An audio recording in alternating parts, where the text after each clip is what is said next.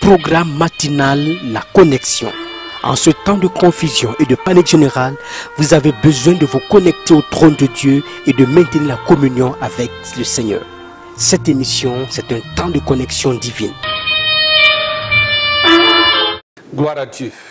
Très content de vous retrouver ce matin encore dans cette grande émission, une émission matinale. Nous voulons prier en ce moment. Prions.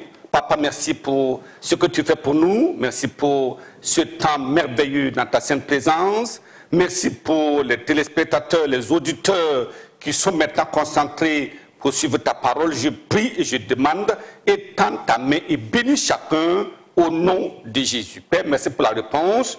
Au nom de Jésus, nous avons prié. Je vous souhaite la bienvenue à cette émission. Et je crois que Dieu va nous surprendre encore, comme nous sommes en train d'attendre.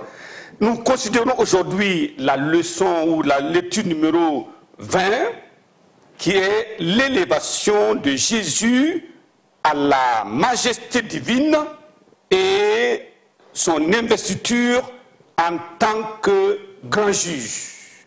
Oui, il était élevé. C'est la majesté divine. Et nous voyons son investiture en tant que grand juge. Aujourd'hui, certaines personnes parlent du petit Jésus dans la crèche. Nous voyons Jésus faible, Jésus qui s'humilie, Jésus moqué, mais il ne parle pas, Jésus allant à la croix silencieux, et les gens disent, il est faible. Attention, aujourd'hui nous considérons la dernière lettre du nom de Jésus qui est S. Cela nous rappelle non seulement sa souveraineté absolue, mais aussi cela nous plonge dans la réalité de la mission de Jésus à la fin des temps. Il était venu pour une mission. Il est reparti. Qu'est-ce qui est attendu auprès de Jésus en ce temps-là? S nous renvoie au titre divin de Jésus. Le Seigneur des Seigneurs, c'est cela quand on parle de Jésus, nous le verrons pas comme l'agneau de Dieu à la croix, mais comme le Seigneur des Seigneurs. Cela veut dire que les petits seigneurs dans les cieux et sur la terre se prosternent à l'évocation du nom de Jésus. Alors, il est investi de l'autorité du grand juge, intransigeant, des visibles et des invisibles. Premièrement, nous voyons aujourd'hui son jugement impitoyable contre Satan et sa cohorte. Alors, quand nous regardons Jésus et sa mission, aujourd'hui, c'est la période de la grande séduction de Satan et de ses démons. Mais attention, c'est le temps qui lui est donné, lui et puis sa cohorte. Et les hommes ne comprennent pas qu'il y a un temps fixé où Dieu met un terme à la séduction. Et maintenant, on passe à la phase du jugement. Alors, voyons Apocalypse chapitre 11, le verset 15. La Bible dit là-bas, verset 15, le septième ange sonnant de la trompette, il y eut dans le ciel de fortes voix qui disaient, le royaume du monde est remis à notre Seigneur, à Christ, et il régnera au siècle des siècles. Verset 16, et les quatre vieillards qui étaient assis devant Dieu sur les trônes se prosternèrent sur les faces et adorèrent Dieu en disant, verset 17, nous te rendons grâce, Seigneur, Dieu Tout-Puissant, qui était, de ce que tu as saisi ta grande puissance et as pris possession de ton règne. Gloire à Dieu. En ce moment, Jésus aura l'autorité sur les nations. Il va combattre les forces du mal parce que ce sera un combat impitoyable. Regardons alors Apocalypse chapitre 17. Apocalypse chapitre 17, nous lisons le verset 14. Il nous dit là-bas, verset 14, ils combattront. Oui, c'est quoi? Contre l'agneau. L'agneau, c'est qui? Jésus. Et l'agneau les vaincra. Gloire à Dieu. est-ce que vous serez là-bas au temps de ce combat? Parce qu'il est le Seigneur des seigneurs et le roi des rois, et les appelés, les élus et les fidèles qui sont avec lui les vaincront aussi. Ça veut dire quoi? Vous voyez ici, on parle d'une guerre. Alors, une guerre où les saints sont avec Jésus, ça veut dire que c'est une guerre qui aura lieu après l'enlèvement des saints. Nous reviendrons avec Jésus pour le combat. Vous voyez, ce combat, c'est le combat de Gog et de Magog, le combat d'Armageddon, où Satan sera lié, jeté dans l'abîme, le faux prophète et la bête, tout ça seront mis à nu et jetés dans le feu. Et je prie, comme nous serons de cette partie de combat, que le combat rude, impitoyable, que le Seigneur exerce un jugement impitoyable contre Satan et sa cohorte au nom de Jésus. Deuxièmement, nous parlons du jugement intransigeant contre les incroyants et les chrétiens instables. Vous voyez, aujourd'hui fort, demain faible, aujourd'hui avec Jésus, demain avec Satan, commettant des choses indignes.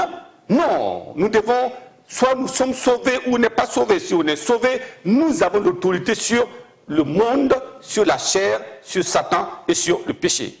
Je prie que le Seigneur nous amène à ce point-là. Regardons le jugement intransigeant, Apocalypse chapitre 19, le verset 11, qui nous dit ceci: puis j'ai vu les cieux ouverts, et voici parut un cheval blanc. Celui qui le montait s'appelle fidèle et véritable. Il juge et combat avec justice. Ses yeux étaient comme une flamme de feu, et sur sa tête étaient plusieurs diadèmes. Il avait un nom écrit que personne ne connaît, si ce n'est lui-même. Et il était revêtu d'un vêtement teint de sang, qui est celui-là, Jésus, le Seigneur des seigneurs. Son nom est la parole de Dieu. Verset 14. Les armées qui sont dans les cieux le suivaient sur des chevaux blancs, revêtus d'un fin lin blanc pur. De sa bouche sortait alors une épée aiguë pour frapper les nations. Il les pètera avec une verge de fer. Il foulera la cuve de vin de l'ardente colère du Dieu Tout-Puissant. Il l'avait sur son vêtement et sur sa cuisse un nom écrit: Roi des rois, Seigneur des seigneurs. Il vient pour exercer son jugement. Apocalypse chapitre 20, verset 11. Il nous dit là-bas: puis j'ai vu un grand trône blanc, c'est cela, et celui qui était assis dessus. La terre et le ciel s'enfuirent devant sa face. Il ne fut plus trouvé de place pour eux. Et j'ai vu les morts, les grands et les petits, qui se tenaient devant le trône. Des livres furent ouverts, et un autre livre fut ouvert, celui qui est le livre de vie. Et les morts furent jugés selon leurs œuvres, d'après ce qui était écrit dans les livres. Verset 14. Et la mort, verset 15, quiconque ne fut pas écrit, ne fut pas trouvé dans le livre de vie, fut jeté dans l'étang ardent de feu. Vous voyez, là, c'est un jugement intransigeant. Il n'y a pas de compromis possible.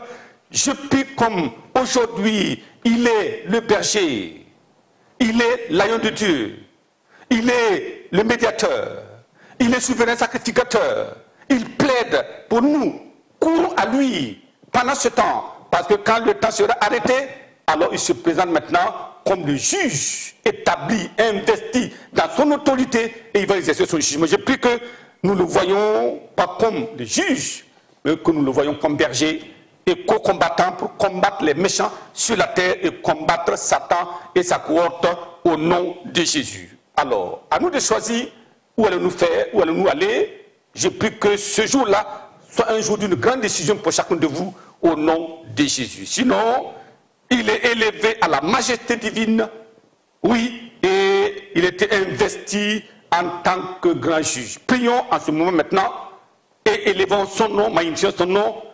Serez-vous jugé au temps du grand trône blanc? Non. Repentez-vous maintenant pour que nos péchés soient pardonnés. Ce sont ceux-là dont les péchés ne sont pas pardonnés qui seront devant le grand trône blanc.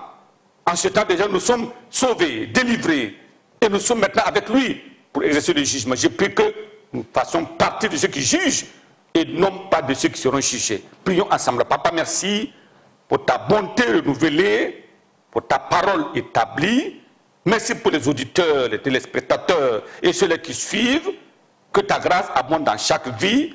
Donne-leur la grâce de choisir, faire un bon choix et d'être de ton côté au nom de Jésus. Comme ils le font, que ta grâce immense les atteigne, délivre-les, sauve-les, pardonne leurs péchés, ou fais leur grâce au nom de Jésus-Christ. Je prie que tous les plans de l'ennemi dans leur vie, qui les traînent, qui sont en train de les flatter, de les séduire, je prie que les liens soient brisés dans leur vie. Délivre-les par la puissance de ton esprit au nom de Jésus. Père, merci pour la réponse. Au nom de Jésus, nous avons prié. Amen. Amen.